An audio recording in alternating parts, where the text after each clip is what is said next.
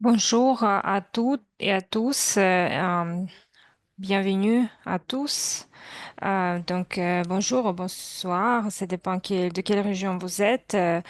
Bienvenue chaleureux à tous ceux qui ont rejoint notre webinaire sur les plateformes nationales.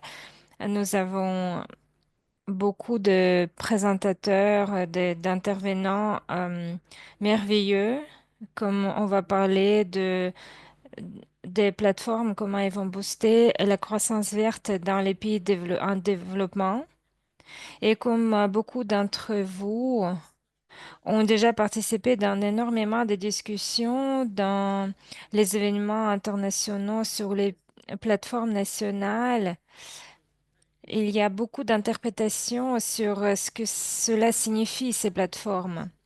On va essayer de démystifier ces plateformes nationales pendant ce webinaire pour vous expliquer d'où ça vient et pour vous donner quelques exemples pratiques où ces plateformes ont été appliquées. Et comme vous allez écouter nos intervenants,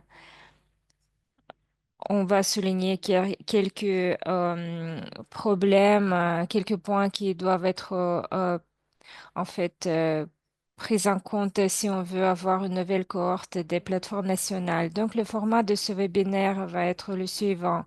On va avoir le mot d'ouverture de Mélanie et ensuite, nous allons avoir un groupe d'experts très connus dans ce domaine qui était justement dans euh, dans le design le plus moderne de ce développement.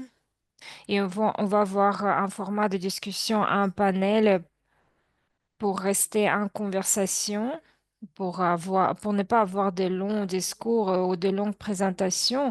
Donc, je voudrais vous demander, les participants, le public, de participer à travers la section des questions et des réponses. Vous allez retrouver le bouton en bas de votre écran et je voudrais vous inviter de poser vos questions à fur et à mesure que nos intervenants vont faire leur présentation et on va encourager nos panélistes à répondre à vos questions. Peut-être je ne pourrai pas répondre à toutes les questions, mais au moins on va souligner les plus importantes et en fait les plus récurrentes pour y répondre. Donc c'est notre format d'aujourd'hui.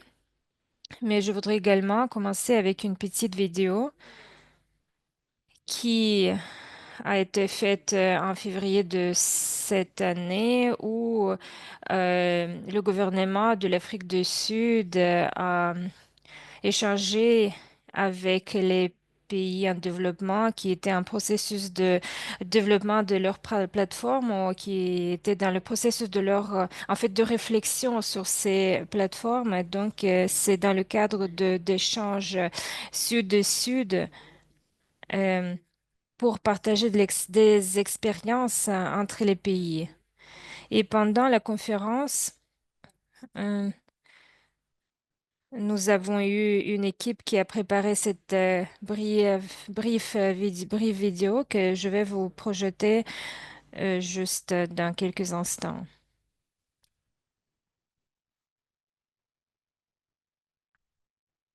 Donc, qu'est-ce que c'est ces plateformes? C'est une approche de développement qui sont très importantes parce qu'il y a un potentiel de vraiment booster cette transition à une croissance verte. Donc, c'est un moyen pour le pays de prendre ses programmes nationaux et pour poser la question, comment est-ce que je peux financer ce programme le mieux? Donc, cela va nous permettre de rassembler toutes les pièces de puzzle. C'est un moyen de connecter les gros capitaux et les investir dans les solutions climatiques. Donc, les pays peuvent indiquer à la communauté nationale, internationale sur qu'est-ce qui est important pour eux et pour répondre à leurs objectifs. Ce n'est pas seulement l'argent, mais c'est également les politiques et donc l'incorporation de ces politiques dans, dans la partie investissement. Donc, euh, pour que cet instrument, cet outil soit plus utile maintenant et plus connecté aux besoins du pays pour répondre à ces besoins. La plateforme nationale, n'est pas une plateforme unique. On ne peut pas juste reproduire les plateformes de Botswana ou de Zambie dans un autre pays. Donc, euh, on a justement parlé pendant plusieurs COP concernant le financement de la croissance et dans le cadre de la lutte contre le changement climatique. Et justement, ces plateformes, c'est un excellent outil d'utiliser dans ce cadre-là.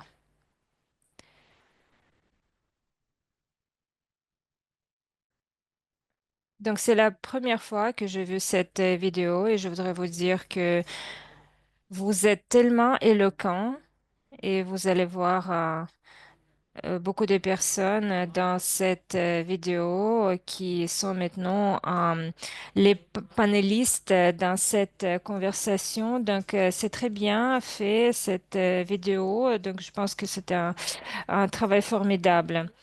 Donc, maintenant, je vais passer la parole à notre directeur global, euh, Mélanie Robertson. Donc, elle est la directrice qui a géré beaucoup de ce travail dans le WRI.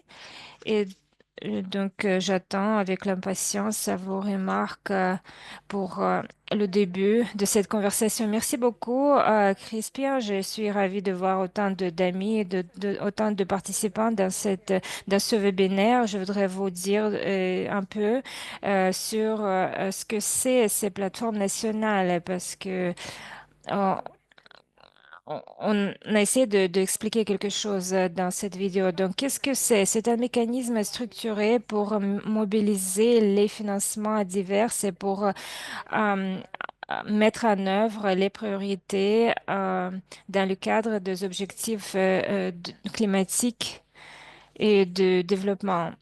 Donc, je voudrais commencer par la partie capitale. C'est parce que c'est là où nous avons beaucoup d'intéressés au niveau de ces plateformes. Comment est-ce qu'on peut réunir des finances différentes, privées, publiques, nationales, et les utiliser de manière efficace pour les mettre à l'échelle et pour vraiment avoir ce financement derrière notre plan. Donc, c'est au cœur de ce que nous essayons d'atteindre. Mais il y a quelques briques qui nous aident à le faire. Notre pipeline de développement est focalisé sur les financements. Donc, ce sont les réformes réglementaires. Et donc, on ne peut pas euh, avoir le financement sans les réformes politiques nécessaires. Et derrière, nous avons les plans de développement et les plans climatiques. Et donc, il faut bien les intégrer, ces outils, grâce aux ressources domestiques. Et derrière, il y a le leadership politique et le soutien public. Et donc, nous croyons que les facteurs les plus importants, c'est le leadership politique qui peut en fait bou- soutenir la structure organisationnelle derrière ces plateformes nationales. Pourquoi cela rajoute de la valeur? Il y a quatre éléments. Tout d'abord, il faut avoir une approche systématique. Donc, maintenant, cela rapporte la nature et le développement au cœur de toutes les conversations sociétales et gouvernementales. Et donc, de cette manière, on va réunir les politiques et le financement. Le deuxième élément, c'est mettre à l'échelle. Tout d'abord, il faut en fait, s'assurer que nous avons les bonnes bases derrière le financement. Troisièmement, c'est l'efficacité pour s'assurer que le financement fonctionne comme un système, parce qu'il y a eu quand même quelques fragmentations qui augmentent le monde de développement, parce que le financement doit se faire selon les accords qui ont été conclus derrière les plans nationaux où on a tiré toutes les leçons sur l'harmonisation, l'alignement et la coordination. Et le quatrième élément, c'est l'impact. Donc, c'est le plus important de ces plateformes nationales où on peut avoir un changement transformationnel dont on recherche tous. Est-ce que c'est nouveau? On va voir quelles leçons nous avons tirées dans le développement. Non, ce n'est pas nouveau. En début de ma carrière, dans les années 2000, j'ai eu le plaisir de travailler avec deux pays africains sur les plateformes de développement pour réduire la pauvreté. Nous avons eu les approches sectorielles et tous les bailleurs de fonds utilisaient leur propre plan derrière les programmes nationaux. C'était dans les années 2000, mais après, ces outils sont revenus dans une nouvelle forme. C'est la transition énergétique, cette idée de voir l'approche sectorielle pour réunir le financement et de le mettre derrière l'énergie. Donc maintenant, on pense plus sur la mobilisation des financements privés. Parce qu'il y a beaucoup d'opportunités d'énergie pour améliorer la transition grâce à ce financement privé. Nous avons vu également une dizaine de plateformes qui ont été commencées à être utilisées. Ce n'est pas seulement en utilisant, en travaillant dans le domaine de l'énergie, mais également dans le domaine de la nature, dans d'autres domaines. Et si on parle des pays tels que l'Afrique du Sud, le Vietnam, le Sénégal et l'année dernière la Colombie, la Turquie et les autres sont intéressés dans ces plateformes nationales et j'en suis certaine, il y en aura d'autres. Et cette année, il y a jusqu'à 50 pays qui considèrent cette approche. Et il y a des pays à revenus faibles et d'autres pays de secteurs qui sont intéressés dans ces plateformes. J'ai parlé de JETP, processus. Donc, nous avons en 2018-2022, nous avons eu le cadre pour la plateforme qui a été établi. Donc, en 2023, il y a eu le groupe de G20 qui a participé dans le développement de ces plateformes. Et l'année dernière, avec le leadership de Brésil et le G20, nous avons vraiment renforcé nos positions et nous avons vu également un CQG, c'est le nouvel outil où 3 milliards ont été engagés pour 2025 et donc nous avons également 1,3 milliard de financement externe qui va être proposé au pays pour mettre à l'échelle le financement. Et nous avons également vu l'amélioration de notre situation avec le sommet qui a eu lieu récemment. Tout cela va se culminer à la COP 30 au Brésil où la feuille de route va être définie. Et les plateformes vont devenir la partie très importante de cette COP. Je vais finir en disant que pour les pays qui sont en train de réfléchir ou d'où est-ce qu'ils peuvent trouver le soutien, je voudrais vous dire que le WRI peut vous proposer de l'assistance technique pour réunir les pays pour partager des leçons, pour collaborer entre nous. Également, peut vous proposer d'autres types d'assistance.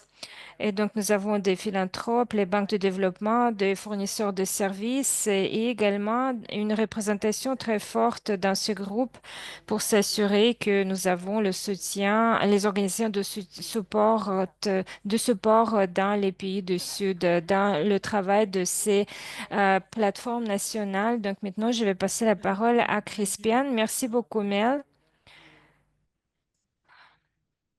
C'était un aperçu excellent des plateformes nationales et c'est bien, en fait, une bonne introduction vers nos autres intervenants parce que vous avez parlé de beaucoup de débats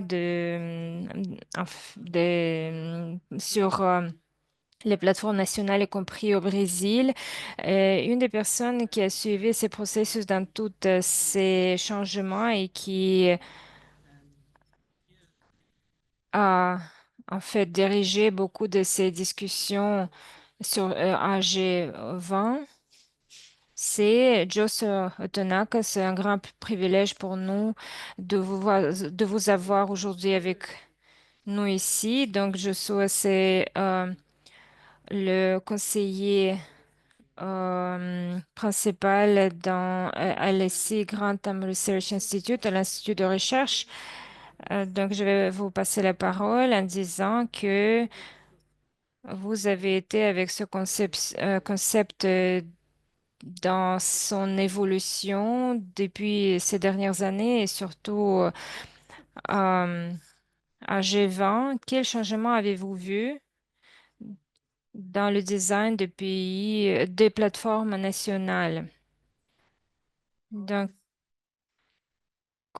quelle était l'évolution de ce concept?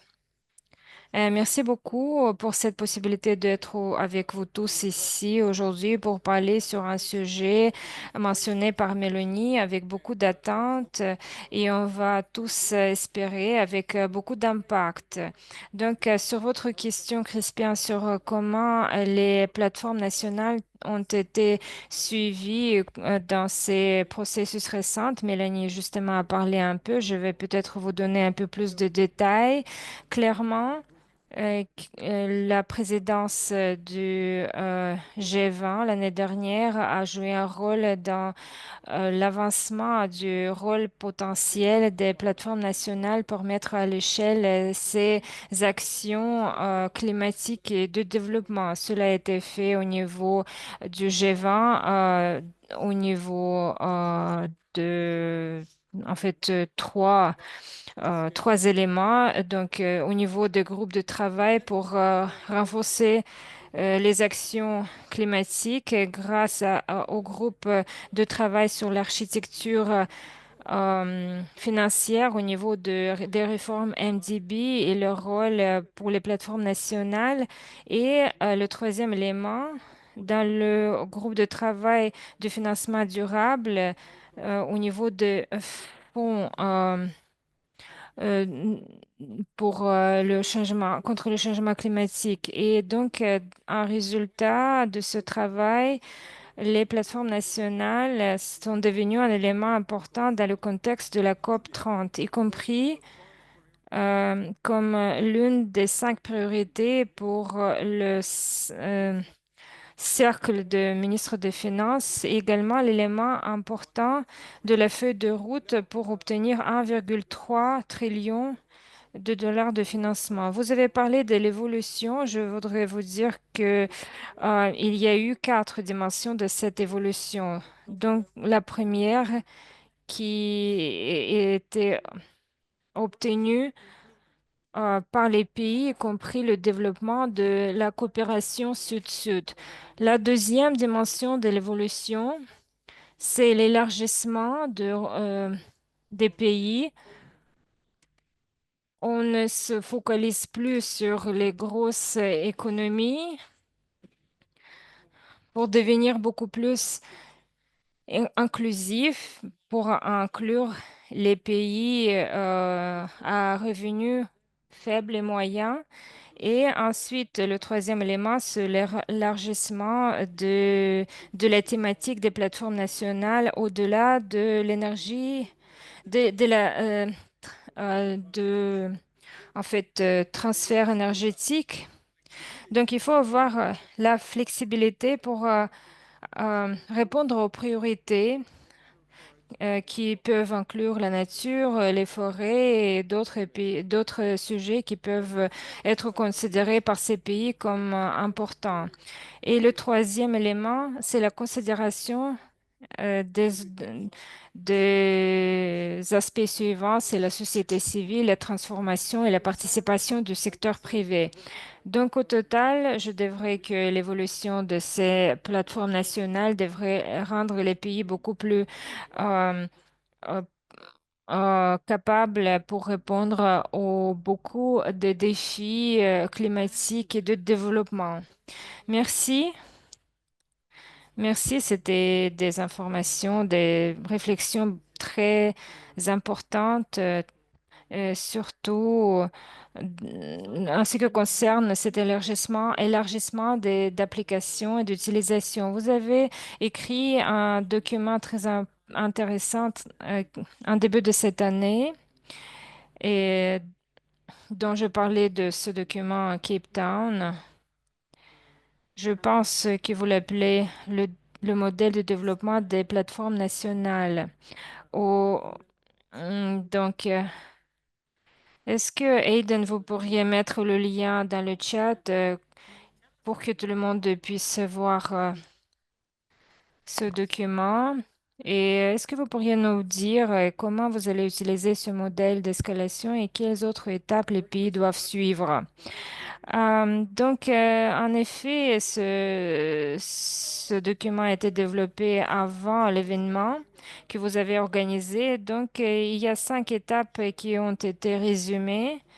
Euh, donc, c'est l'escalateur, ce qu'on appelle.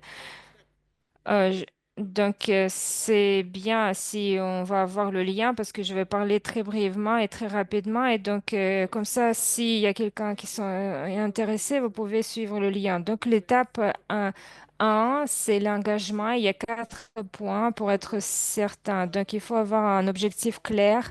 La plateforme nationale doit avoir l'objectif clair établi par le pays, l'engagement transversal du gouvernement. La notion d'investissement est nécessaire pour atteindre cet objectif et finalement, je pense que c'est important au niveau dans le contexte que nous avons, qui n'est pas facile. L'identification euh, des sources de financement. Ce sont les éléments nécessaires pour considération. L'étape 2, c'est la préparation du programme. Donc, c'est établir les bases pour une plateforme à haut impact réussi. Mélanie justement a mentionné quelques de ces éléments. Donc, les éléments clés ici, peut-être c'est sans surpris pour beaucoup d'entre vous, c'est une structure institutionnelle forte, la préparation technique, y compris dans les plans de transition, dans les données analytiques, dans le travail technique et les politiques, comme Mélanie a mentionné. Le troisième élément très important dans cette préparation de pays, c'est l'engagement des parties prenantes. N'est pas seulement pour la société civile, mais également ce que nous avons noté dans le passé, parce que ce secteur privé, c'est une idée très large et on peut trouver beaucoup d'idées grâce à cet engagement euh, précoce. Et donc, troisième étape, c'est le séquençage des projets pour atteindre cet objectif. C'est pas très facile, le développement pipeline, la préparation des projets, la considération précoce de la transition et l'identification des opportunités où c'est possible pour l'investissement privé. L'étape 4, c'est le financement. C'est là où justement où on va bâtir ce stock de capitaux de la plateforme au niveau national, externe et local. Et cela inclut l'accès au financement concessionnel et Mélanie a également a mentionné l'optimisation de l'utilisation et la formulation de mélange d'instruments financiers et l'utilisation du financement privé. Et après, on va passer à l'étape finale, l'étape 5, qui est souvent oubliée, mais qui est très importante pour la mise en œuvre. Ce n'est pas seulement les capacités d'absorber les fonds et de mettre en œuvre les projets, mais également, il s'agit d'un engagement durable et du contrôle et suivi et de l'impact. C'est la raison initiale de nos actions. Donc, j'espère que j'ai réussi à répondre à votre question. Attends, merci beaucoup, merci. Je devrais vous dire que c'est pas pour les pays pour comprendre où ils en sont dans le processus, comment est-ce qu'ils peuvent accélérer. C'est très important. Donc, je vous encourage. Ce document est très facile à lire. Il est court et c'est une très bonne ressource. Donc, merci beaucoup, Josué. Et maintenant, je vais passer la parole à Maria. Pour ceux qui ne connaissent pas qui Maria Neto est, elle est la responsable principale de l'Institut du climat et de la société au Brésil, qui s'appelle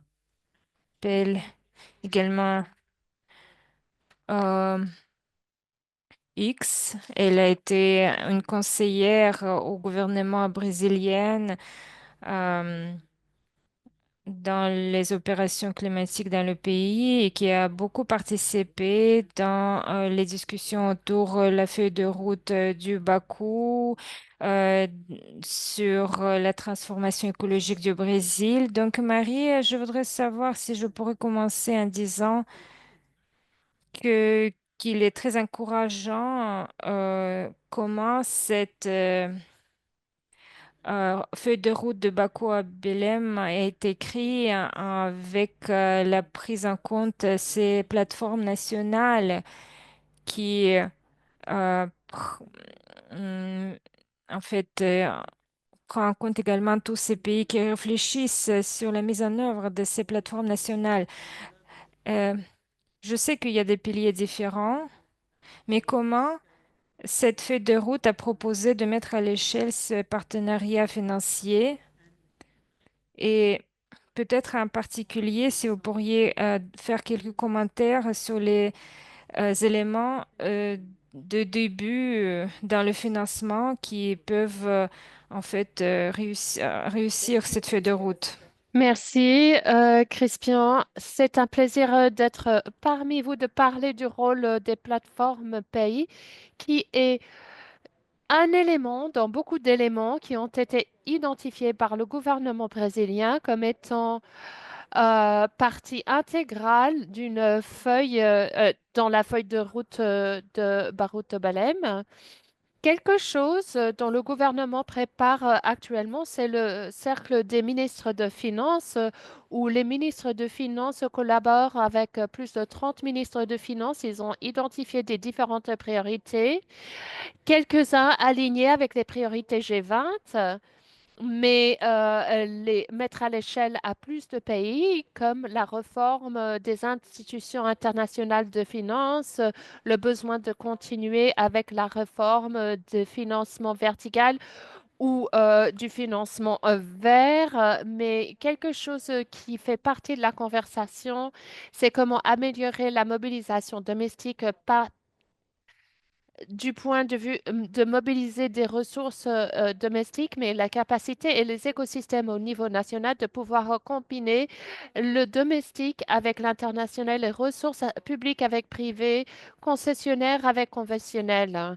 Et aussi cette discussion, c'est un peu les retours souligner que pour mobiliser 1,3 trillion, c'est comment mobiliser les actifs, comment capitaliser sur le privé, mais c'est aussi par rapport à la préparation des pays d'avoir un pipeline des projets qui sont investissables et si les pays sont prêts pour mobiliser les ressources par rapport à leur situation.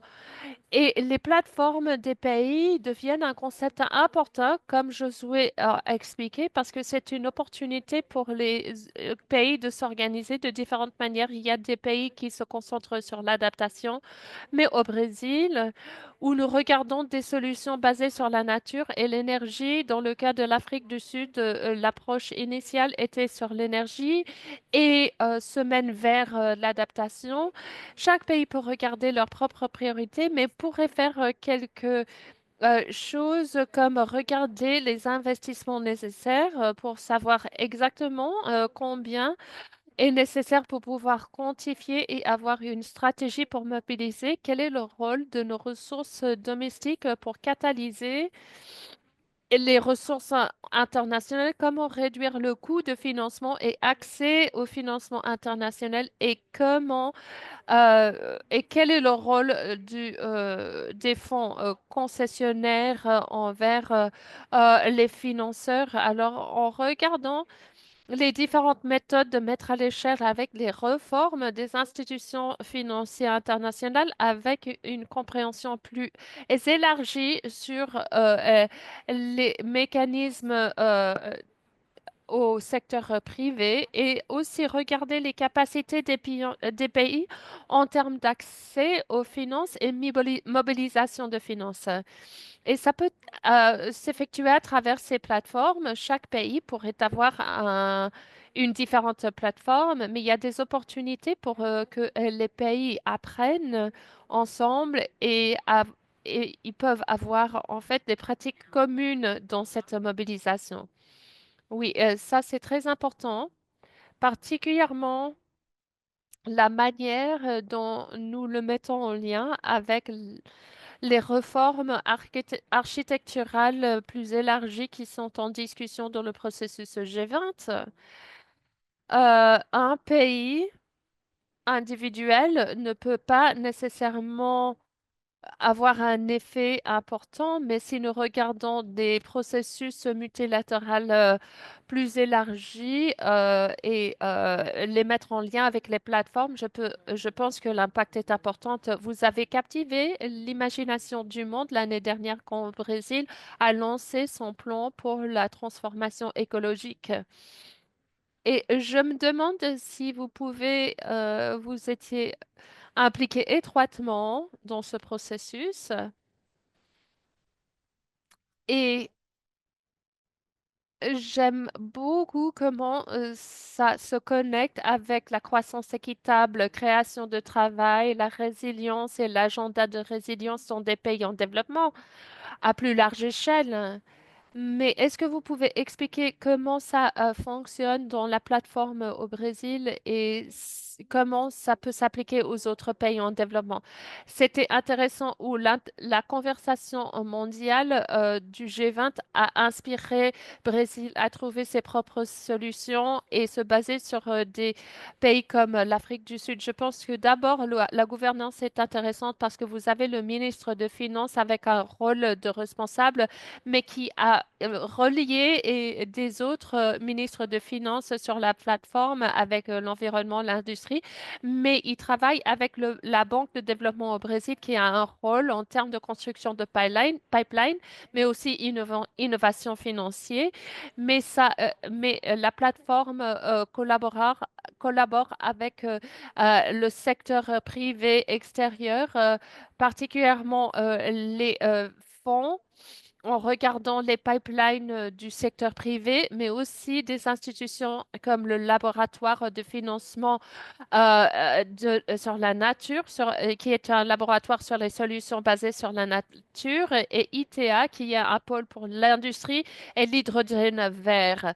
C'était intéressant avec un pyramide où il y a le gouvernement, mais aussi la Banque de développement qui travaille avec des différentes initiatives depuis le secteur privé pour identifier les pipelines de différents projets. Ils ont déjà identifié plus que 10 milliards du pipeline qui travaillent basé sur la nature, l'industrie, l'énergie. Alors, c'est plus euh, général en termes d'une plateforme de transformation, comme nous avons dit, Crispian, en pensant au-delà de l'énergie de manière plus large en termes de développement, croissance régionale et bien sûr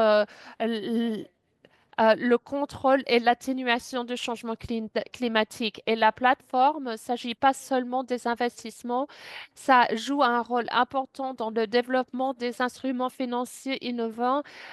Pour vous donner des exemples sur des solutions basées sur la nature, Brésil a une garantie qui s'appelle Eco-Invest pour couvrir les risques lié avec ces fonds d'investissement et ça se concentrait sur la structure, mais grâce au dialogue sur la plateforme et dans le laboratoire de l'industrie, il y a beaucoup de retours qui ont été donnés par des investisseurs, le secteur privé, pour comment la garantie pourrait être gérée, conçue et reconçue pour couvrir des solutions basées sur la nature et des projets d'agriculture.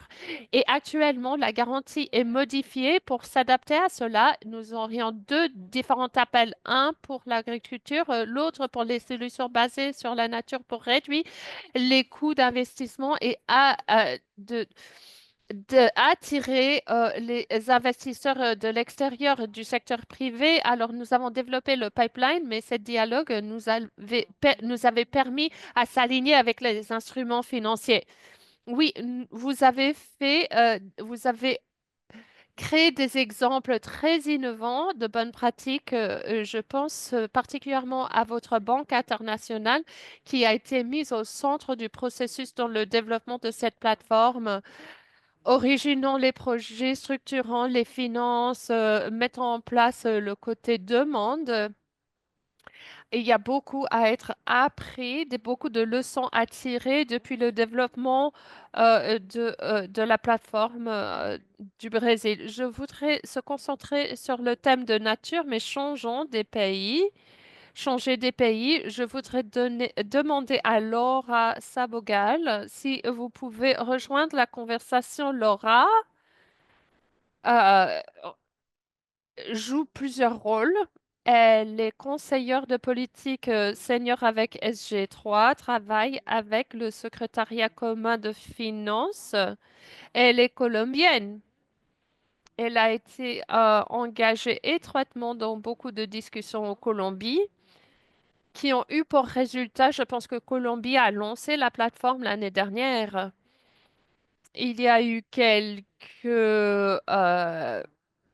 hauts et bas liés avec la situation politique. C'était une mauvaise nouvelle d'entendre de l'assassinat, la tentative d'assassinat sur votre candidat d'opposition. Mais ne soyons pas distraits par cela. Je pense que quelque chose qui est très intéressant serait la manière dont le plan d'investissement de votre pays est allé au-delà des secteurs de alimentation et énergie pour trouver du financement pour la nature et les forêts. Et ce sont des secteurs très difficiles traditionnellement à trouver des investisseurs. Je voudrais vous demander quelles considérations spéciales devraient être données à une plateforme qui englobe la nature. Oui, merci beaucoup, Crispian, et c'est un plaisir de voir autant d'amis. Alors oui, je vais donner une introduction brève par rapport à la plateforme colombienne. La Forma País por la acción climática y la transformación ecológica, c'est un mécanisme stratégique transversal, une initiative gouvernementale pour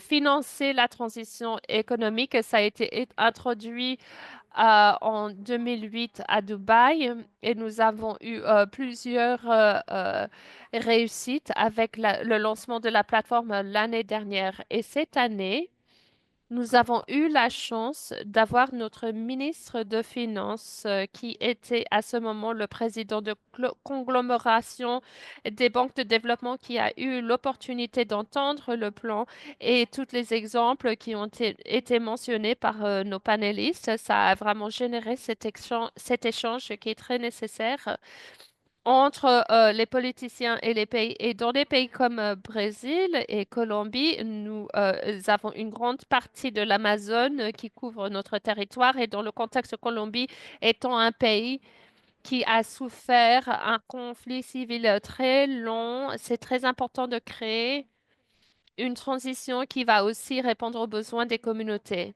Et ça veut dire aussi répondre à la question de comment euh, tirer parti de la richesse biologique du pays. Et ici, je voudrais faire une remarque de pourquoi c'est important les Colombiens aussi. Et c'est un producteur très large, exporteur de charbon et producteur de l'énergie fossile. Alors, il ne s'agit pas seulement de lever les fonds pour amener des technologies dans le pays, mais aussi de pouvoir combler la lacune fiscale. Alors, à Colombie, notre plan pour la transition sociologique écologique regarde une transition juste d'énergie et redistribution, restauration et conservation d'écosystèmes et de la biodiversité et l'allocation pour le changement climatique. Et au moins trois ou quatre de nos initiatives sont liées avec la nature et en ce qui doit être fait, les considérations à prendre en compte, c'est très important d'avoir une concentration sur le territoire. Ce que ça veut dire, c'est coordonner à travers notre structure de gouvernance qui implique cette coordination intraministérielle, mais c'est très important que ce soit au niveau sous-national, particulièrement dans un pays aussi biodivers et riche en ressources que le Colombie. À vous.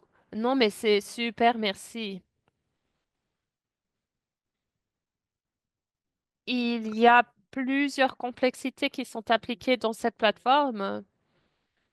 Alors, le côté nature, vous l'avez déjà expliqué, mais l'autre caractéristique du Colombie, c'est que vous n'avez pas seulement une banque de développement national, vous en avez plusieurs. Je ne me souviens pas exactement combien. Et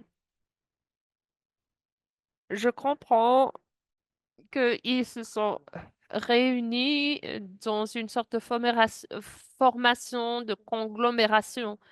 Mais je voudrais savoir comment cette coordination se produit, particulièrement pendant que vous êtes en train de faire des choses très compliquées. Marie a parlé des mesures de dérisquage pour faire en sorte qu'une plateforme puisse réussir. Comment est-ce que ça a eu un effet dans votre structure? Oui, absolument. Encore, euh, en soi, quand nous étions au Cape Town, au retrait de financement que vous avez facilité avec nos collègues de l'Afrique du Sud, nous avons eu des discussions. Le ministre de Finances de Colombie a eu une conversation bilatérale avec Iran Oliveira de Brésil et il partageait comment Brésil a mis les banques de développement au centre de la structure et les avantages qui étaient tirés. Dans le Colombie, nous n'avons pas un monstre de banque comme au Brésil, qui est une institution incroyable. Nous avons quatre banques de développement nationales qui ont été regroupées dans ce qui est appelé un groupe de rétention du pays. C'est composé de ces banques de développement nationales, mais aussi avec la Société d'assurance nationale, les autres sociétés d'assurance et le Fonds de garantie national. L'idée était de tirer parti des différentes euh, points forts de chaque entité et il y a des positifs et des négatifs. Particulièrement, c'est positif parce que les différentes banques ont des différentes capacités et des différents registres. avec des différents clients. Il y a beaucoup qui sont au niveau 1, qui ont un modèle de la société envers le client avec une concentration sur le territoire. Ça veut dire que elle peut avoir une stratégie plus compréhensive, mais ça rend la coordination un peu plus difficile. Mais maintenant que ce groupe a été mis en place, qui est lié avec le ministre des Finances, le coordinateur de la plateforme, et ça est très intéressant parce que nous voyons ces banques, nous avons Bancolex, Indeter, Arroyo et FDN. Et elles ont des différentes capacités, mais pour le financement d'infrastructures, chez FDN, nous avons la capacité de faire du financement de projets. Pour aider dans le processus de structuration des autres banques dont j'ai mentionné, n'ont pas cette capacité. Ce que nous pouvons faire avec cette approche programmatique est dès que le gouvernement a défini son pipeline qui va au-delà de la partie énergie. Alors là, les différentes banques peuvent soutenir le processus basé sur leur capacité. Et ce qui est très utile, c'est que deux de ces banques ont été en discussion avec un des NDB pour une garantie. Ce qui se passe, c'est que les conversations ne s'effectuent pas de manière isolée. C'est le groupe qui coordonne pour mettre en place une stratégie qui répond à un pipeline de projet national, mais tire parti aussi des différentes banques pour réduire le coût du capital dans l'opération pour le pays. Ah, ça, c'est très intéressant. En soi, je pense que nous pourrions se concentrer une séance complète sur ces pays méga biodivers et les différents types de considérations spéciaux que vous devrez entreprendre pour mettre en place vos structures et de vos plateformes. Mais je voudrais me tourner vers une autre catégorie de pays. J'ai vu quelques questions dans le chat par rapport au contexte et cadre moins développé. Il y avait une question autour de Bangladesh, par exemple. Et nous avons la chance d'avoir Abena avec nous, Abena Tachiwa Asamoah Ochere, qui est le directeur et conseiller de finances au groupe vulnérable des 20 ministres de finances. Ils sont appelés les V20, mais c'est plutôt V70, 75. Ah, et 75. Wow. Mais vous êtes en train de faire du travail très intéressant avec vos membres, y compris le développement de ce que vous appelez des plans de prospérité climatique, ce qui met vraiment le climat, l'économie et le développement tous ensemble de manière étroite et bien reliée. Je voudrais vous demander, par rapport à ces contextes moins développés et les défis de financement et climatique qui sont uniques à vos membres, quel type de nouvelles approches ou approches innovantes devraient être développées dans le groupe V20? Je pense particulièrement aux CEDS qui regardent les plateformes régionales. Il y a eu beaucoup de conversations autour du sommet de l'océan, autour de cela. Ce serait bien d'avoir votre point de vue. Merci beaucoup, Crispian. Juste pour vous corriger, vous allez avoir Sarah Ahmed, qui est notre directeur de gestion, et moi, je suis directeur des plateformes paye. Alors, vous êtes l'expert sur les plateformes paye. Ah oui, mais j'essaye de le faire, oui. Mais juste, Crispian, pour vous donner un peu plus de contexte pour nos pays, nous regardons 75 pays qui sont impactés de manière importante sur le climat et par rapport au rapport du G20, nous avons perdu 20% de notre richesse en 2 décennies à un total de 525 milliards de dollars US. Nous regardons des pays qui ont des contraintes fiscales importantes et pour quelques-uns, le changement climatique limite leur croissance économique. et nuit des secteurs économiques et tourisme liés avec des dommages de l'infrastructure liés aux catastrophes et crises, avec une dette croissante. La plateforme Pays est très critique au processus de développement des plans de prospérité et ce sont des investissements et des stratégies de financement que nous avons développées avec les pays pour développer des plans de prospérité climatique et de développement. C'est important à noter que ces plans de prospérité aident les pays à accéder les ressources pour des investissements dans la résilience climatique et c'est une opportunité de tirer parti de coopération pour la croissance et l'évolution verte industrielle. Alors, la plateforme V20, c'est élémentaire, c'est primordial dans le processus. Alors, en termes des plateformes pays, nous ne les voyons pas comme des nouvelles structures. Nous croyons vraiment que la plupart de ces pays ont déjà ces structures existantes qui existaient depuis des efforts de coalition, de financement et du climat comme l'IMF, Aresti, etc. Mais ce que nous faisons avec ces structures, c'est de renforcer leur coordination autour du ministre de Finances pour s'assurer que la concentration sur les investissements va au-delà de l'investissement et des stratégies financières, mais qui peuvent inclure et intégrer le secteur privé avec l'ODA. Vous savez très bien à quoi ça ressemble.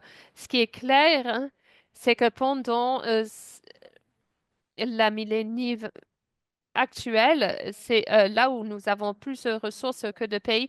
C'est important que le pays se positionne pour pouvoir accéder à ces ressources et ça devient un problème en fait de vocabulaire, mais très similaire à quelques plateformes pays qui ont été décrites. Laura a mentionné que le ministre de Finances joue un rôle critique dans leur plateforme pays. C'est pareil pour les pays plateformes, les plateformes pays du C20 et V20. C'est pour ça que nous avons des plans de prospérité dedans et pas dans les ministres de Finances, parce que les ministres de Finances sont ceux qui déterminent l'utilisation de ressources dans un pays et sont dans une meilleure position de tirer parti, mobiliser et coordonner des ressources, des agences et des individus autour des priorités et des objectifs du pays.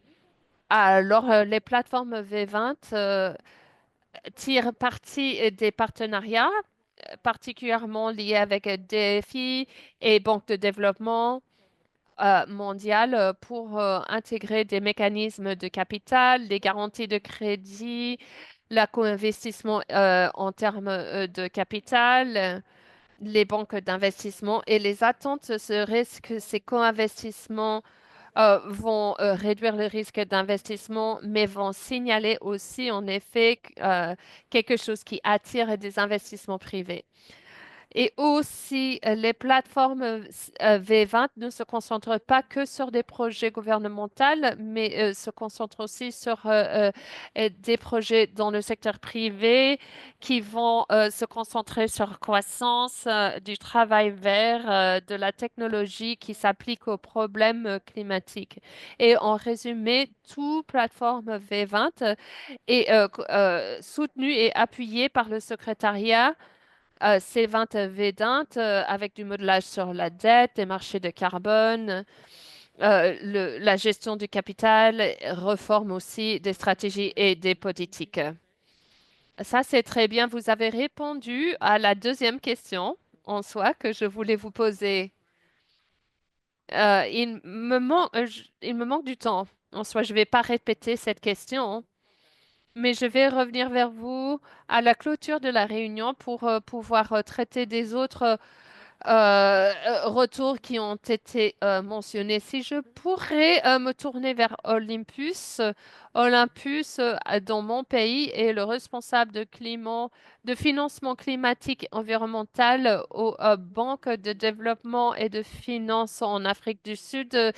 Il était un des joueurs clés. Nous étions en train de faciliter l'atelier au Cape Town et sa banque était la banque de développement sur place. Alors, félicitations à vous.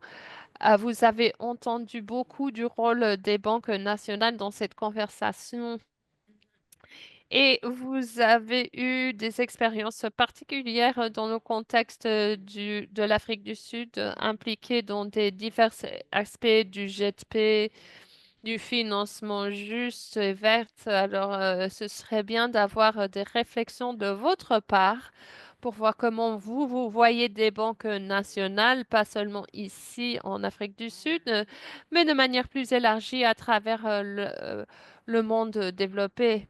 Comment est-ce que vous pouvez jouer un rôle plus important là-dedans? Merci pour la question et l'invitation. Je pense que c'est très clair que les banques de développement national sont critiques en ce qui concerne le déploiement des objectifs des plateformes pays, particulièrement dont la mobilisation du bon capital est concernée.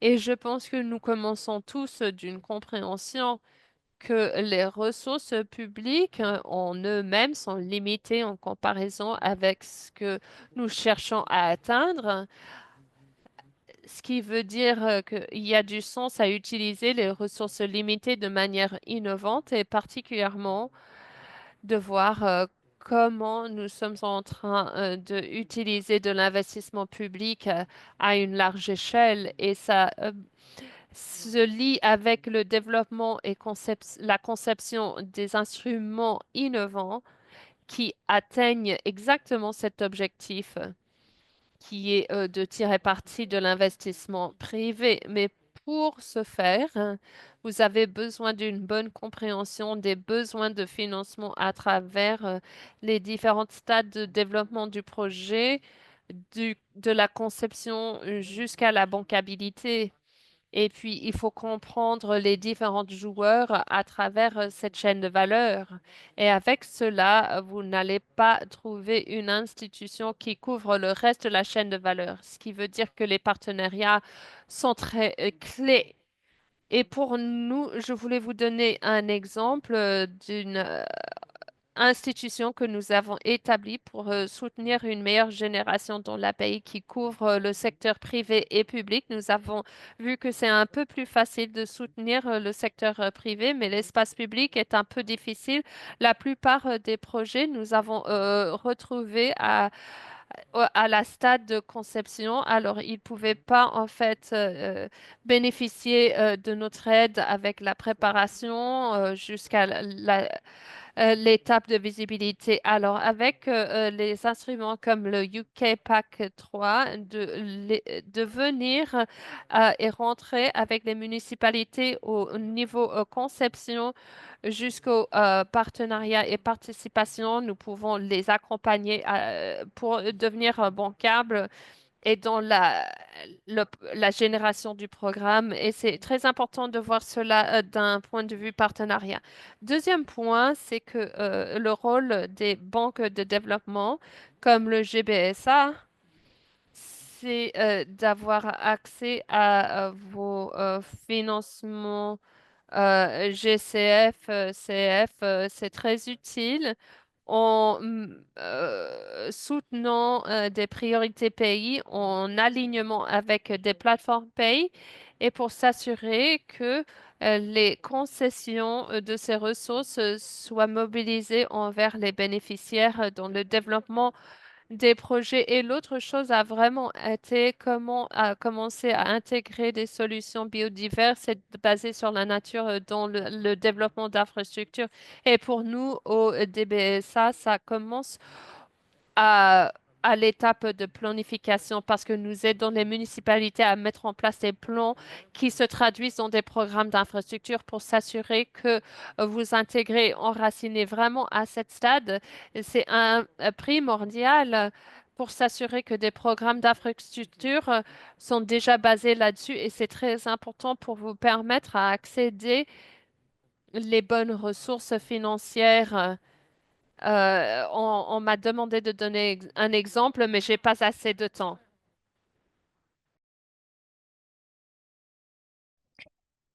Donc, maintenant, je vais passer à notre prochain intervenant et je vais vous revenir vers vous avec une ou deux questions de notre partie des sections et réponses. J'ai vraiment bien apprécié comment vous avez décrit tout le cycle de projet à partir de la planification jusqu'à la génération et la préparation. Et également, vous avez parlé de structuration des finances.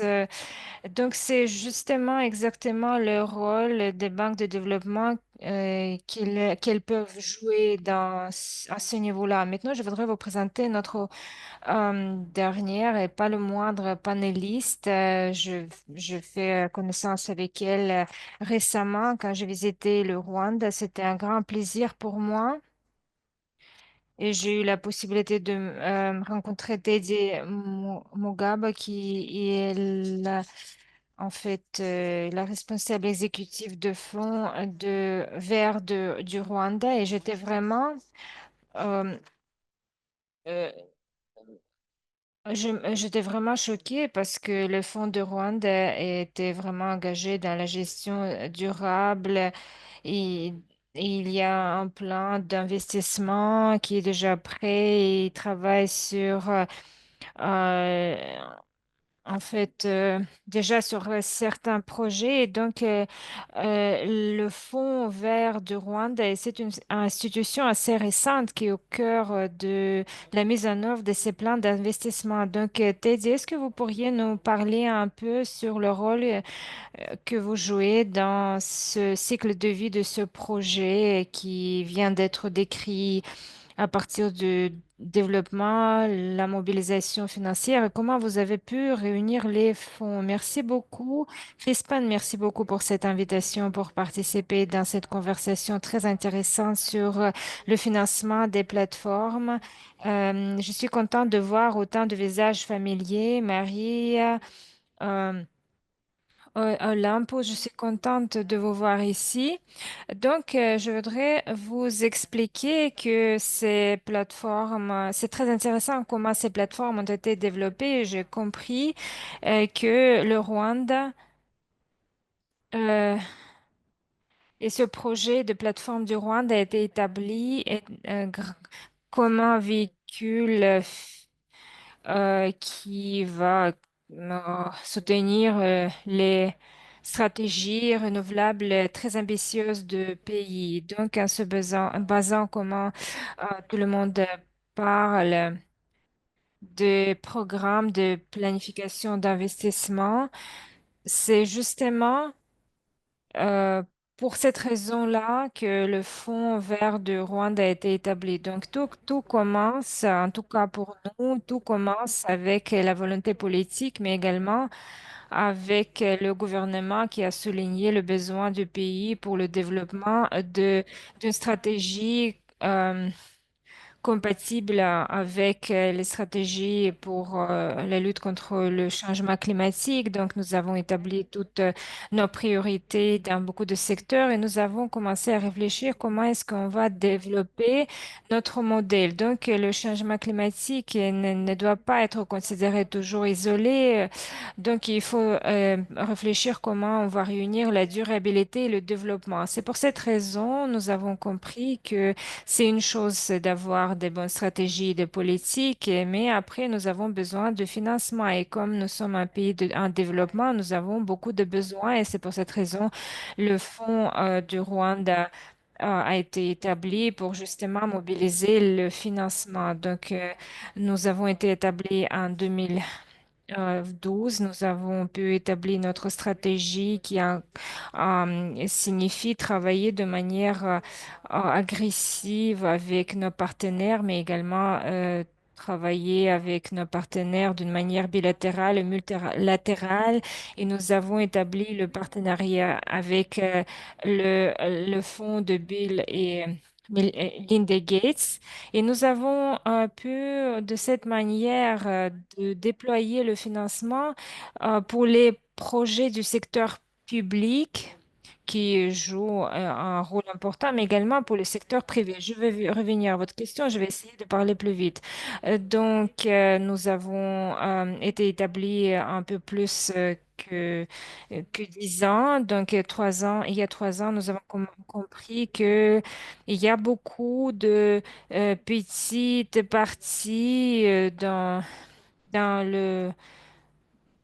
dans cette situation générale. Nous avons eu quelques financements pour le petit projet, mais tout cela a été fait d'une manière fragmentée. Et nous avons compris que nous avions besoin de changer notre approche, de faire le transfert d'une approche basée sur le projet à une approche pragmatique. Et nous avons compris que nous devions travailler avec les ministères clés. Donc, nous avons travaillé de manière plus étroite avec le ministère de la Santé. Pardon, pour le ministère de Finances, des Finances. Et nous avons également essayé à réfléchir quel était le ministère important dans notre contexte, parce que le 80% de notre économie est basée sur l'agriculture. Et donc, avant de parler de financement climat, il faut comprendre les besoins, les priorités nationales et finalement, il faut également prioriser. Et nous avons trouvé et élaboré les 3 plans d'investissement. Je ne vais pas même les appeler les cadres parce que Rwanda est un pays particulier. Nous ne sommes pas développés en tant que pays. Nous n'avons pas développé une stratégie développée au niveau national pour l'agriculture. Et en développant ce cadre d'investissement, nous avons pu aller au développement de pipelines et au développement financier. Et donc, ce qui a été fait, nous avons atteint cette complémentarité parce que si on veut voir le changement transformationnel, si on veut utiliser le financement limité, surtout au niveau du public, secteur public, nous avons besoin de nous réunir. Et ce processus nous a facilité notre travail avec les ministères, avec les ONG pour comprendre le paysage, pour comprendre qui est intéressé.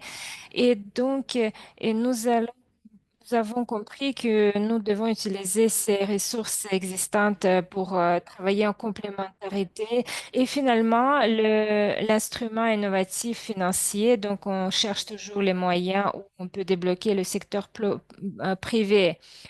On sait que le financement du secteur privé ne va pas répondre à toutes les questions. Donc, nous avons lancé euh, une plateforme pour l'investissement qui fait partie d'une plateforme plus grande qui se focalise sur le secteur privé et cela est fait un partenariat avec le Banque pour le développement du Rwanda et c'est une plateforme qui propose les produits financiers au secteur privé. Donc, on propose des subventions, en fait, on propose l'investissement à tous les business, à tous les cycles de leur vie. Donc, je vais m'arrêter là. Merci beaucoup pour cette opportunité. Donc, Teddy, vous êtes une inspiration pour beaucoup d'entre nous. C'est vraiment merveilleux de vous rencontrer. Et ce que vous faites sur votre plateforme, c'est formidable et ce serait vraiment très bien de collaborer avec vous pour en fait extrapoler, utiliser votre modèle. Chers collègues, maintenant nous avons écouté tous nos panélistes. C'était une série de contributions très riches. Et donc, pendant que vous parliez, notre public a posé vraiment des questions très intéressantes. Je vais essayer de résumer quelques questions, ces questions. Donc, j'ai vu que certains d'entre vous ont déjà répondu à certaines de ces questions, mais il y a quelques questions concernant le lien entre les plateformes et avec les NDC, avec les plans nationaux. Et je voudrais que l'un d'entre vous réponde à cette question. Il y a 3 ou 4 questions sur le rôle de gouvernements sous-nationaux parce qu'il y en a beaucoup qui demande comment est-ce que les régions et les États peuvent s'y engager dans ces plateformes aussi, comment les communautés peuvent y être engagées dans le travail de ces plateformes. Il y a beaucoup de questions concernant ce niveau sous-national et je voudrais justement en- euh, écouter quelles sont vos réflexions. Il y a une question également sur le rôle des pays en développement, les pays développés, pardon. Donc, on a beaucoup parlé des pays en développement, et les plateformes dans ces pays-là. Mais de quoi est-ce qu'on a besoin dans les pays développés pour que ces plateformes, en fait, existent? Il y a deux questions concernant le financement privé. Comment est-ce qu'on peut attirer et en fait, enlever les risques de financement privé à l'échelle, à grande échelle? Par exemple, comment est-ce qu'on peut y engager les établissements financiers, etc. Et ensuite, à Ben, entendu une question concernant les histoires de réussite dans les Caraïbes. Je ne sais pas si vous pouvez répondre à certaines de ces questions. Et après, une question de la gouvernance. Euh, les certaines personnes demandent est-ce qu'il y a eu des bons exemples où les plateformes ont inclus les sociétés civiles et d'autres parties prenantes. Euh, Qu'est-ce qu'on peut dire sur la transparence et la responsabilisation? Est-ce que cela est inclus dans la plateforme? Il y a une question sur l'interface de la science et de la politique qui fait s'il fait partie de cette plateforme. Et donc, levez votre main ou peut-être faites-moi un signe si vous voulez répondre à l'une de ces questions. Oui, bien sûr, juste pour répondre, je vais prendre deux de ces questions-là, dont une sur le lien avec les indices. C'est une question très importante dans le sens que je voudrais dire, il y a deux points communs. Le premier, il faut faire la distinction euh, avec la plateforme du pays. La plateforme nationale est un instrument pour, en fait, pour réaliser un objectif spécifique du pays. Et un autre point, c'est le nombre de tous les problèmes qui doit prendre en compte par rapport à la capacité de la plateforme et avec la capacité de suivi. Donc, le pays, comme le Brésil, il peut identifier trois objectifs en particulier et après les suivre côte à côte. Et après, les pays avec les capacités plus faibles, locales, ils peuvent commencer avec des objectifs spécifiques, voir comment cela fonctionne et après partir de là. Et le point important, c'est que ces plateformes nationales ne peuvent pas être vues comme un outil qui peut en fait réaliser tout le NDC parce que Teddy justement a bien expliqué concernant euh, la programmation de toutes ces tâches parce que dont chacune a ses éléments, ses financements, etc. Ensuite, le niveau sous-national, c'est une bonne question, donc il faut la voir de deux façons différentes. Dont une, c'est que dans la mise en œuvre et le développement de toute plateforme, euh, et cela correspond à cet engagement précoce. Il est très important de comprendre à quel point les villes, le niveau sous-national est consulté dans le développement d'un programme en particulier. Donc, cela fait partie du processus. Et le deuxième la deuxième façon, c'est vous pouvez prendre un problème qui arrive partout, c'est l'adaptation urbaine, comment nos villes gèrent l'inondation, la chaleur extrême. Et donc, si le gouvernement décide que c'est la priorité pour eux, vous pouvez imaginer la formulation des programmes spécifiques d'investissement orientés sur ce problème-là. Et je mentionnais ces deux moyens parce que l'un est l'unification de processus au niveau sous-national et au niveau urbain. Et le deuxième, c'est d'avoir une plateforme nationale focalisée sur les questions urbaines. Merci. Merci Joshua, c'est très utile. Alors, je vais faire en ordre Olympus, Laura, Maria, Teddy et Abena, vous allez avoir la dernière parole. Je voulais aussi répondre à la question par rapport à l'espace sous-national.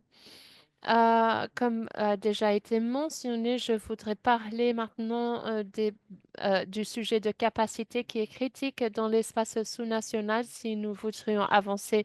Nous sommes tous d'accord que l'espace sous-national, c'est là où l'implémentation s'effectue réellement. Juste pour parler des initiatives que nous avons vues très utiles, étant très utiles, de prendre euh, des municipalités dans des pays, dans des programmes que nous gérons où il y a l'encouragement de l'apprentissage des pairs, d'apprendre des expériences des autres et de utiliser ceci comme base et de renforcer des capacités dans les municipalités. C'est clé parce que ça va au-delà de mobiliser du financement climatique, mais renforçant les capacités de déploiement dans le financement. L'autre chose de notre côté, c'est de donner effet à l'acte de changement climatique où il y a des exigences aux municipalités de construire des cadres de vulnérabilité. Nous avons des pays où il y a 47 municipalités où ces cadres ont été établis, mais il ne s'agit pas d'un document dans un dossier. Ça se traduit dans l'action dans les municipalités pour donner effet aux objectifs de l'acte. Alors, ce qui est clé, c'est de continuer à insister sur le côté capacité au niveau sous-national pour accélérer le déploiement. Merci. Merci, Olympus. Maria? Je voulais parler du gouvernance et de la participation en termes du secteur privé et mécanismes de dérisquage. Je pense qu'il était très intéressant que j'ai déjà mentionné quand nous parlons de mettre à l'échelle des mécanismes de dérisquage. Il n'y a pas une solution pour tous. Des différentes solutions dans des différents cadres sont nécessaires. Et je pense que ce qui est la beauté de cette gouvernance au Brésil, ne pas que dépendre sur les priorités gouvernementaux, mentale dans les banques de développement, mais de mettre en place des pôles comme le laboratoire d'investissement, l'innovation pour l'industrie, c'est que nous pouvons aussi créer des propositions par rapport aux défis que nous rencontrons. Les solutions basées sur les natures sont liées avec les défis dans la restauration forestière qui prennent 4 ou 5 ans à développer. Alors, il y a beaucoup de risques. Il n'y a pas d'instruments financiers qui sont disponibles dans le marché d'aujourd'hui pour pouvoir faire face à ces opportunités. En regardant de cette manière, nous pouvons mieux comprendre où nous avons besoin de concessions de finances pour piloter des programmes pour les premières 4 années de croissance des arbres qui pourrait permettre aux banques de développement et banques privées de pouvoir le financer au-delà, parce que le problème avec la restauration au Brésil, c'est qu'il y a beaucoup de finances, mais les garanties n'existent pas et sans le collatéral, les investisseurs ne veulent pas bouger. Et pour donner des exemples spécifiques, mais ce qui est intéressant sur les plateformes, c'est d'avoir des conversations, mais d'utiliser les plateformes pour présenter un pipeline plus grand et élargi et de mettre en place des instruments comme dans le cas de Brésil, le du climat vert est en train de financer la plateforme en elle-même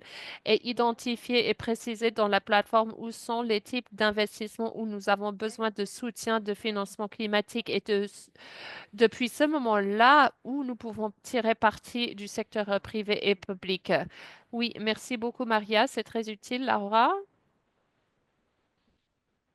Oui, alors je voulais aussi parler un peu de gouvernance et son influence sur l'organisation et mobilisation du capital privé, quelque chose qui a été très utile en termes de faire face à ces problèmes de manière plus programmatique, mais aussi à travers la facilitation de l'architecture de livraison qui particulièrement pour BDSA qui a déjà subi ce processus de pouvoir aider les pays qui débutent seulement.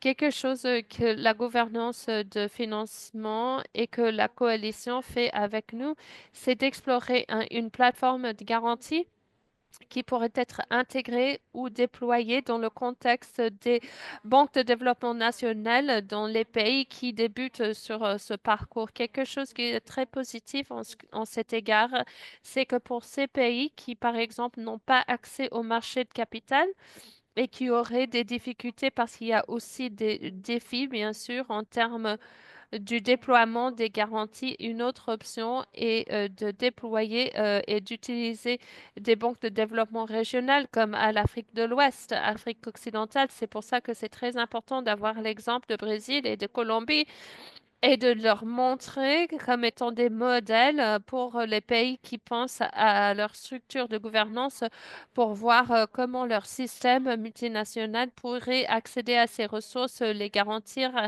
et travailler avec des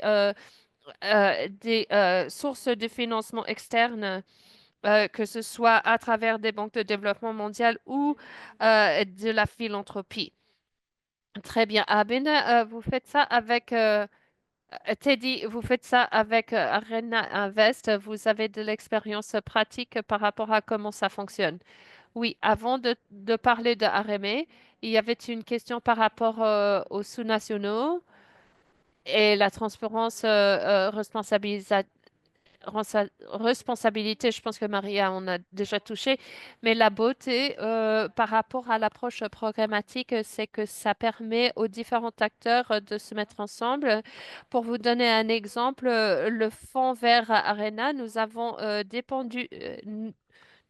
utilisé la mobilisation, mais en mettant en place un plan avec les ministres, les communautés locales, et quand le financement est mobilisé, c'est orienté. Ça peut être envers le ministre, envers un ONG, envers une autorité de gouvernement local. Je voudrais souligner, c'est le positif depuis cette approche programmatique, c'est nous nous réunissons pour planifier, pour comprendre les besoins. Et celui qui est responsable pour chercher les ressources, il va les chercher et puis c'est orienté. Et nous pouvons aussi évaluer qui a quelle capacité. Il y a quelques activités qui vont être faites mieux que les ONG, les autres, à travers une approche communautaire, mais nous voudrions toujours encourager dans le secteur privé comment les communautés peuvent mettre en place et établir les coopératives pour être un peu plus renforcées. Il y a aussi la transparence et responsabilité autour des plateformes. C'est très important pour partager encore notre expérience avec le fonds. Alors, autour de la plateforme du pays, nous avons conçu des systèmes fiduciaires très renforcés. Nous avons de l'indépendance, autonomie en termes de comment nous investissons. Nous avons un conseil d'administration indépendant qui est très important dans l'engagement des partenaires et MRV, la surveillance, rapportage et vérification. Et ce sont les choses qui est nécessaire pour les plateformes pays. Si nous voudrions l'utiliser comme manière de mobiliser, nous devrions penser à ces trois choses. Il y a une question par rapport aux pays développés, ce dont nous avons besoin de leur part, ce dont nous avons toujours besoin. Je vais parler des partenaires en développement, etc. Mais je pense que à la base, il faut qu'ils croient dans les plateformes pays parce que souvent nous parlons de ce que nous faisons et Josué, on a parlé, mais il y a des pays qui ont des priorités basées sur leurs propres besoins. Mais malheureusement, nous voyons toujours se produire dans la mobilisation des ressources financières qu'il y a tellement de conditions qui ne prennent pas vraiment en compte les besoins et le cadre spécifiques, approvisionnement du système, etc. Alors, de mon expérience avec RM, depuis cette dernière décennie, si nous croyons vraiment que les plateformes pays sont le futur, d'un, du côté pays développés, ils doivent vraiment croire et avoir de la confiance dans les plateformes pays. C'est là où nous voyons euh, du temps gaspillé dans les conventions et les conditions qui ne sont pas du tout en lien avec les besoins pays. Et en ce qui concerne Rema Invest, en étant un fonds vert, nous jouons un rôle de mobilisation dans le financement de subventions pour que les banques mondiales soient intégrées et impliquées. Et puis, nous faisons de l'hybridisation parce que les banques, à la fin de la journée, ils ont besoin de sécurité. Ils veulent des projets qui sont bancables, investissables. Et ce que nous faisons manière pionnière parce que nous débutons depuis un an, mais c'est de toujours continuer à fournir des subventions, de dérisquer pour avoir un pipeline pour qu'ils peuvent accéder au financement. Et dernièrement, c'est l'assistance technique. Nous voudrions que les sous-nationaux, je pense que Olympus en a parlé, nous sommes aussi en train d'activement fournir de l'assistance technique, particulièrement aux communautés locales ou gouvernements locaux, pour pouvoir implémenter un projet. Alors, nous pourrions aussi ne pas juste attendre que les projets nous arrivent, mais il faut jouer un rôle dans le développement des pipelines. Merci, Teddy. Et dernièrement, à Bena, vous avez le mot de clôture en adressant la question sur les succès aux Caraïbes. Je voudrais souligner que vu que c'est mené par le pays dans les plateformes, nous avons 6 pays dans le Caraïbe, mais seulement 2 ont demandé le développement d'un CPP. Ce sont des plateformes pays qui les appellent. Nous avons Haïti et Barbados et les plateformes pays aident avec le développement de la stratégie, y compris l'implémentation de cette stratégie. Et la plateforme pays de Haïti a été phénoménale, particulièrement vu leurs défis actuels en termes de travailler du CVF, secrétariat. Nous travaillons ensemble dans le développement de la stratégie récemment. La semaine dernière, je pense, il y a eu leur premier engagement consultatif avec des partenaires de développement pour avoir des retours sur la stratégie.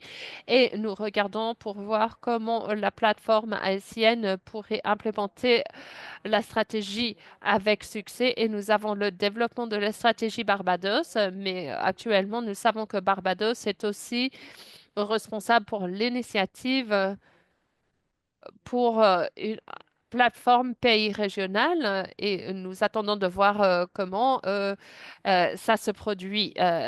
C'est ce que nous voyons euh, de mon côté. Alors, mes collègues, ça marque la fin d'une séance dynamique et riche. Je voudrais vous remercier tous les panélistes de tout cœur.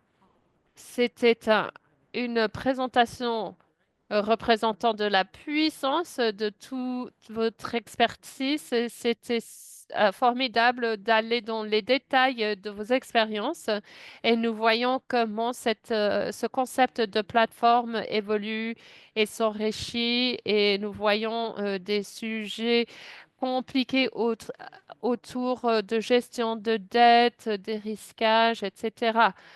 Alors, moi, je dirais, et le leçon que j'en tire, c'est il ne faut pas être trop concentré sur le vocabulaire. Vous êtes en train de travailler dans les plateformes, mais ce n'est pas le mot que vous employez. Alors, je pense que Mélanie a au début mis en place une bonne définition. Ce sont des pays menés par des plateformes et des interventions menées par les pays, soutenues par une stratégie de financement. Et ça peut prendre beaucoup de différentes formes dans notre progrès vers l'avant. Je voudrais remercier nos panélistes et remercier notre public. Vous êtes fantastique. Vous avez posé des bonnes questions. Je voudrais remercier les interprètes qui nous gardent bien sur le point de ce que nous faisons. J'espère que c'était pas difficile de nous interpréter. Emily Veil, qui est derrière les rideaux en train de gérer la plateforme Zoom, Aiden, et qui gère la communication avec tout le monde. J'ai mis son adresse mail dans le chat. C'est le début d'une série de webinaires. Nous voudrions, à travers cette année, avancer en découvrant et en déconstruisant ce concept. Et je voudrais vous demander de nous donner vos retours par rapport au sujet que vous voudriez que nous traitions. Et nous allons structurer un programme autour de ceci. Vous pouvez copier l'adresse de Hayden et vous pouvez lui envoyer vos retours par rapport au sujet que vous aimeriez que nous traitions. Sur cela, je vous remercie. Je pense qu'il faut nous applaudir tous et toutes. Au revoir.